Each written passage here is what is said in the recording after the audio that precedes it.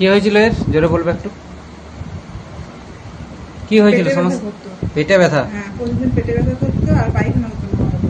পেটে ব্যথা হতো এবং পায়খানা হতো না। পেটের কোন জায়গায় ব্যথা হতো বাবু? কোন জায়গায় ব্যথা হতো দেখাও তো।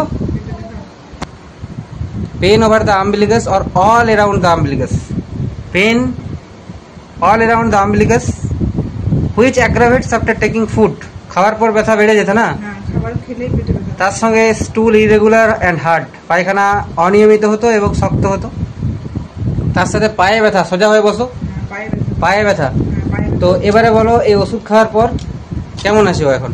এখন ঠিক আছে, আগে অনেকটাই ঠিক আছে। কি ঠিক আছে? কোনটা ঠিক আছে? পায়খানাটা প্রত্যেকদিন হচ্ছে, আর যে পেটে ব্যথা খাওয়ার পরে পেটে ব্যথা বলতো সেটা এখন বলে না, কম বলে। এখন পেটে ব্যথা হয়? সত্যি বলো। অল্প অল্প হয়? ওইখানটাতেই হয়? কষ্ট সেরকম হয় না তো? একদমই অল্প হয় তো? হ্যাঁ, একদমই প্রায় বলেই না। ঠিক আছে, সাবান দিয়ে হাত দিয়ে খাবার খাওয়া হচ্ছে? আমি যেরকম বলেছিলাম সাবান দিয়ে হাত ধুয়ে ভালো করে খাবারটা খাবে বলেছিলাম তো, দুবার ব্রাশ করতে বলেছিলাম তো, আর মুখে হাত দেওয়া হচ্ছে না তো? তাহলে কিন্তু আবার ওই ধরনের পেটে ব্যথা হয়ে যাবে। So I had prescribed for this case Cena.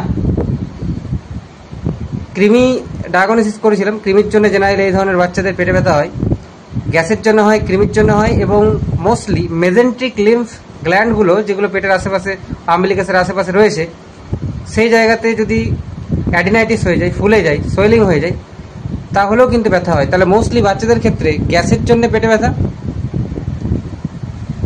Worm ইনফেস্টেশনের জন্য পেটে ব্যথা এবং মেজেন্ট্রিক লিম্ফ অ্যাডিনাইটিসের জন্য পেটে ব্যথা, এই তিনটে কারণের জন্য মোস্টলি দেখা যায় ক্লিনিক্যালি যে বাচ্চাদের পেটে ব্যথা হয়ে থাকে। এছাড়াও আরও অনেক কারণ থাকতে পারে পেটে ব্যথার। কিডনি স্টোন হতে পারে, সিস্টাইটিস হতে পারে, অ্যাপেন্ডিসাইটিস হতে পারে, কোলাইটিস হতে পারে, বিভিন্ন কারণে পেটে ব্যথা হতে পারে। তো এই কেসটাতে আমি ওয়ার্ম ইনফেস্টেশনের জন্য পেটে ব্যথা এই ডায়াগনোসিস করে পেশেন্টকে অ্যাজ পার সিমটম সিমিলারিটি সিনা প্রেসক্রিপশন করেছিলাম। তাতে কিন্তু পেশেন্ট অনেকটা ভালো আছে, পেটে ব্যথা কম আছে। খাবারটা এখন কেমন খাচ্ছে? আগের থেকে ভালো খাচ্ছে খাবার, আর পায়খানাটাও রেগুলার হচ্ছে, শক্ত হচ্ছে না সেরকমভাবে। আর পায়ে ব্যথাটা কেমন আছে? পায়ে ব্যথাটাও এখন বলছে না।